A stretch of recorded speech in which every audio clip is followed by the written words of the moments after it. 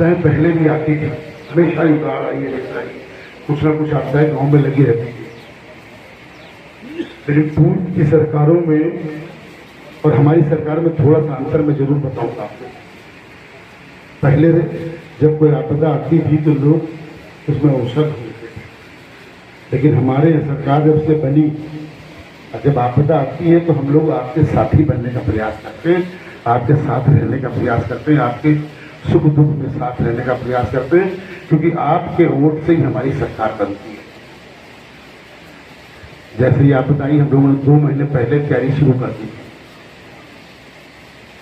2 महीने पहले तैयारी हम लोगों ने शुरू कर दी, किसी भी प्रकार की कोई जनहानि ना होने पाए, कोई पशु मरने न पाए। अब आप देखिए, इतनी बड़ी बाढ़ आई, जनहानि तो आप छोड़ दीजिए, पशुओं में सिर्फ एक ही संख्या है, सिर्फ एक संख्या।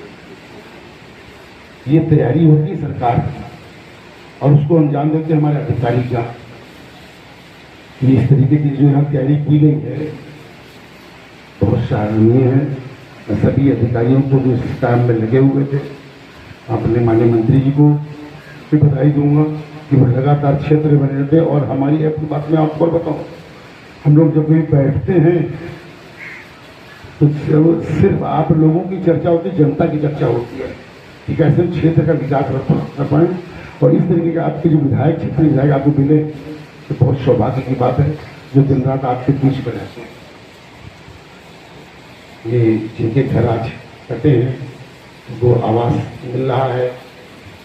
लेकिन एक चीज मैं यहाँ पे कहूँगा आप लोगों से, जो नदी के किनारे पसरे अभी उसको नदी किनारे न बसे, जैसा कि माननीय मंत्री जी ने उनको अलग गांव में बताया जाए, दूसरे नजदीकी गांव बताया जाए, ताकि वो सुरक्षित रह सकें, हर साल इन विपदा से दूर रहें।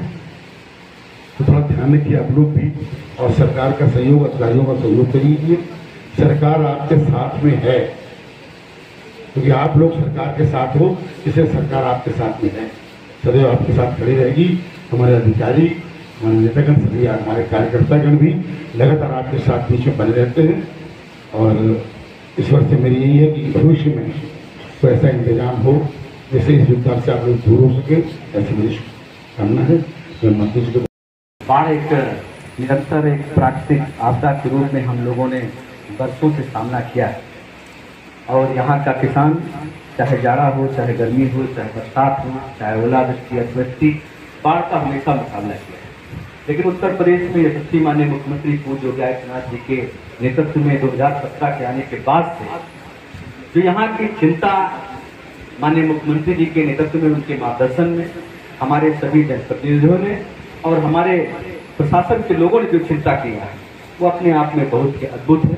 मैं उसकी सराहना करता हूँ। माननीय मुख्यमंत्री जी का जो निर्देश होता है उसका पूरी तरीके से हम लोग यहाँ पर पालन करने का काम करते हैं। आज यहाँ पर जो हमारे टिकरी, कोइलावर, ढेमा, गुनोली और जलालपुर ताई, जो यहाँ पर जो 5 गांव हैं, पूरी तरीके से सरयू नदी से, घाघरा नदी से पूरी तरीके से घिरे रहते हैं। यहाँ पर हमारे डीएम साहब, कप्तान साहब और डीएम साहब, पूरी तहसीलदार साहब और सभी विभागों की पूरी टीम यहाँ पर नियमित तौर पर वहाँ उन्होंने व्यक्तिगत रूप से भी उस गाँव में जाने का काम किया है। राहत सामग्री में जो पहला चरण का वितरण हुआ, मैं स्वयं यहाँ पर वितरित कराने के लिए आया था। दूसरे चरण में यहाँ पर वितरण संपन्न हो गया है। और जो यहाँ की जो एक विशेष समस्या है माननीय मंत्री जी, उसके लिए हम लोग प्रयास भी कर रहे हैं, हमारे जिलाधिकारी महोदय पूरी टीम के साथ प्रयास कर रहे हैं, क्योंकि ये समस्या निरंतर बनी हुई है। तो उसके लिए हम लोग चाहते हैं कि यहाँ के लोग, जो हम लोग दूसरी ग्राम पंचायतों में, उनको वहाँ पर बसने के लिए उनको जमीन उपलब्ध कराने का काम करें, और उस पर काम हम लोग तेजी से कर भी रहे हैं।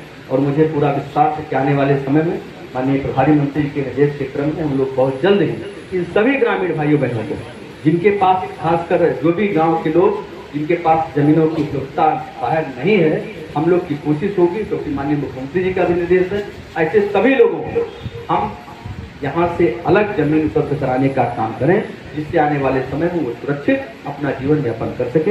यही अनुरोध करते हुए मैं चुनाव माननीय प्रधानमंत्री जी का हृदय से उनका बहुत बहुत